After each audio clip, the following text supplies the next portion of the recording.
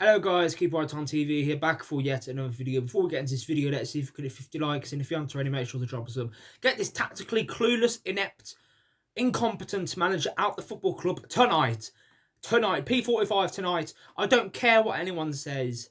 I do not care what anyone says. You're telling me this manager's good enough for this football club, a non-league manager. Oh, everyone got carried away over beating Rotherham 2-0. I didn't though. I didn't. This manager is not good enough for this football club.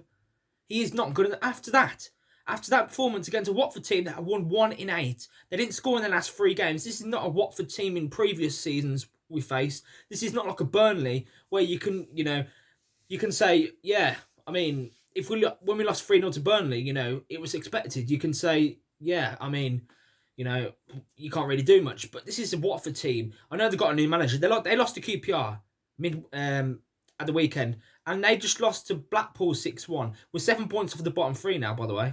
So everyone thinking that, oh yeah, we're safe. That is not going to happen, and I stick to my words that John Eustace will get us relegated to League One for the first time since God knows how long.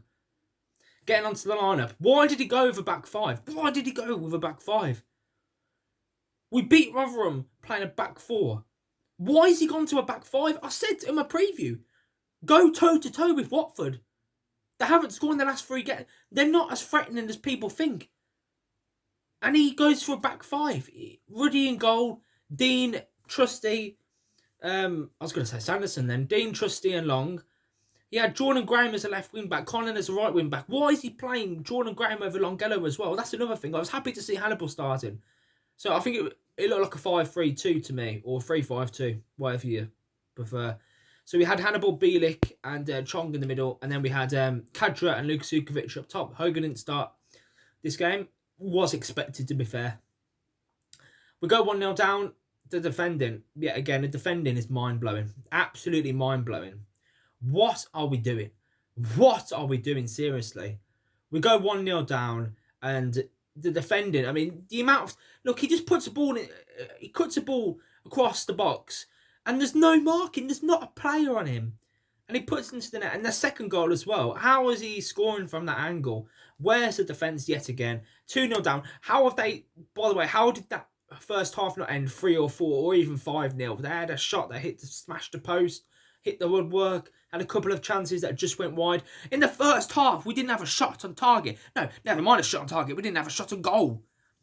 We didn't have a shot on goal against a team that have won 1 in 8 games. Can you believe it? Can you actually believe it? In the second half, we went to a 3-4-1-2, I believe it was. We had Hall in that cam roll. We brought on Hogan. We brought on Hall. We took off Kadra and we took off Chong. And guess what? Scott Hogan missed an absolute sitter. He definitely missed one sitter. He should have had 2 goals. He should have had 2 goals. And yes, I did say he should start the game. But he looked more threatening than Luka Sukovic did. By the way, Luka Sukovic as well. He had a chance. I don't know how it didn't go in. I did not know how it went in. And guess what? Of course, it was a better second half. But how can you be much worse than the first half? And then they make it 3-0. Asombalonga, of course he scores. I was saying it before. Of course he scores. When he was at Middlesbrough, always scored against us. Always. He has a shot and he really saves it and it deflects off him. 3-0. And the last 5-10 minutes or so, we had a couple of shots. Jordan James had a shot saved by the goalkeeper, but too little, too late. Why are we trying? The amount of fans that went up to Watford tonight to see that performance. Some were stuck in traffic for a long period of the game as well. How can you think that is acceptable? Oh no, it's the players' fault, though, isn't it? It's nothing to do with the manager and his inept tactics. We're 7 points off the bottom 3 now. And we've got QPR the weekend. I bet anything that they'll beat us. Because it's this manager. I want him out. If he's not sacked tonight, I am so done with it. I am so done. I don't care if we stay up. I don't care if, we stay up on goal. He needs to go, even if we stay up. He needs to go. He needs to be sacked. Not good enough. With the players at his disposal, he is... this is worse than Bowyer. I have not seen a worse performance. It's getting ridiculous now. It is getting absolutely ridiculous, and I'm livid, and I'm sick of this. It's got to end. I refuse to watch another Blues game with this manager in charge. I probably will.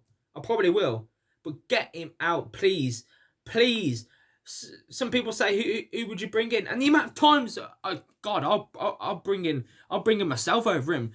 The amount of times as well where we're just putting aimless, Bealey giving the ball away so many times. We're putting aimless crosses into the box. We had free kicks. We were having free kicks in our own half and just aimlessly just kicking the ball out of play. Had a ball out of corner that went out for a goal kick. What are you? Are you serious?